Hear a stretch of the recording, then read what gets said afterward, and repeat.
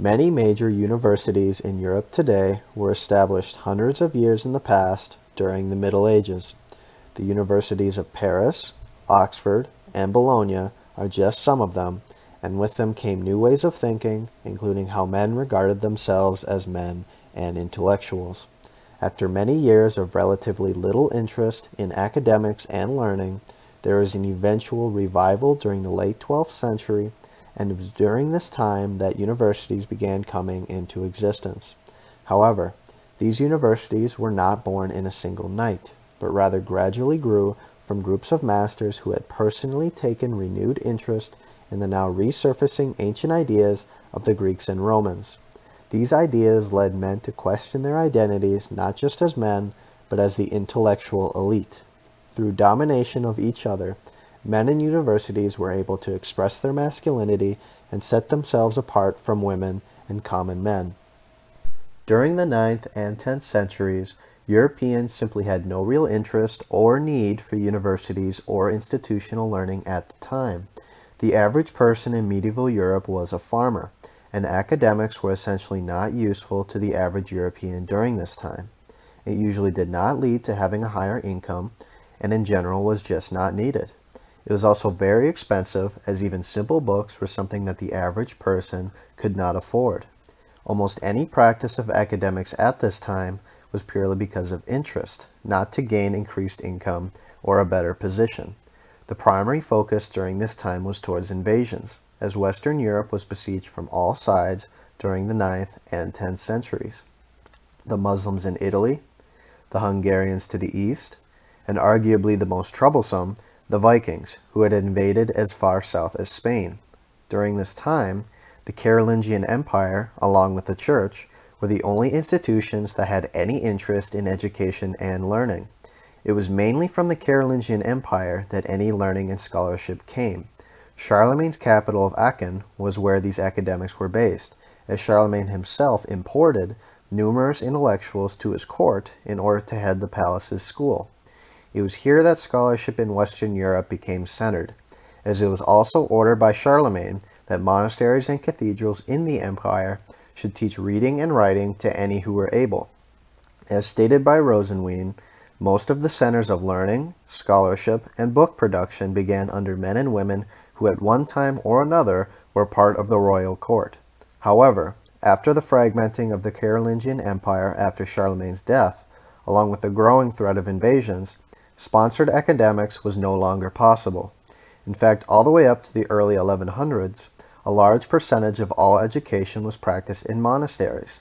So how did this change? It was in the early 12th century that Western Europe began to experience a period of economic recovery and increased commerce, once the looming threat of numerous invasions had diminished. Increased interest in Greek and Roman ideas, which had long been forgotten in Europe, was experiencing an influx of knowledge, partially from Italy and Sicily, but also through the Arab scholars inhabiting Spain. The works of Greek philosophers like Aristotle, as well as Roman law, were rediscovered with a renewed interest, which helped spur the increase in academic practice outside of monasteries. Nations in Europe were also in increased communication and commerce with one another, as well as with nations outside of Europe. So there was an increased need for intellectuals to fill the place as administrators and officials. This created a need, or better yet, a purpose to formal education that hadn't existed before monastic scholarship. Medieval universities did not look like present-day universities when they were first established. During the 10th century, universities were built of groups of men and were not tied to specific institutions or locations. Before universities were ever established, there were already groups of masters who would often travel to numerous schools throughout Europe. Oftentimes, the location of where these universities would later be formally established were often already set up by the local bishops near a cathedral or monastery, where masters and students would meet to lecture and debate, most of the time about theology. Universities were also not born suddenly, and there are no fixed dates for when they were established. The University of Palencia in Spain and the University of Naples could be considered as exceptions to this, as they were both given official dates of establishment, Palencia by Alfonso VII of Castile sometime between 1212 to 1214, and Naples in 1224 by Holy Roman Emperor Frederick II. However, both of these places had already been practicing academics long before this, and these dates were more of a validation or confirmation by these monarchs. When universities had been established, many of them practiced different academics, which contributed to constant movement of scholars between schools in order to search for the learning they desired. The universities of Bologna and Padua originally focused on law, specifically Roman law. The University of Salerno and many other southern European universities practiced medicine. The University of Paris was one of the most important universities of its time, as it was the first school that focused on theology and philosophy. Not only that, but many other universities used the University of Paris as a model for their educational structures and constitutions. It was also one of the first universities to have the idea of a college with simple room and board for students. Some of the biggest changes that came from the rise of universities was how it affected men and women. While in monasticism, education was more or less open to both genders, though typically men and women were educated separately, education in universities was the domain of men. The 12th century renewal in old knowledge is considered by some historians to be a 12th century Renaissance. With this Renaissance, the old focus of Latin grammar and monastic schools in the 11th century shifted towards dialectic, or the study of reasoning skills and logic. In Paris especially, the dialectic method was often used in conjunction with theology. Peter Abelard was one of the first well-known scholars to try to analyze the scriptures using logic and reason. As Abelard states, nothing can be believed unless it is first understood. This shift in trying to analyze the scriptures was not welcomed by the church and was opposed by many clergymen. However, dialectic became the norm throughout universities in Europe and became the basis for medieval education.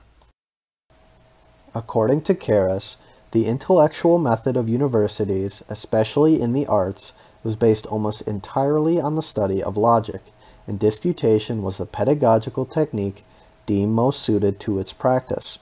Carus also goes on to state that the disputational process was inherently competitive, which led universities to adopt similar notions of masculinity to that of the knights.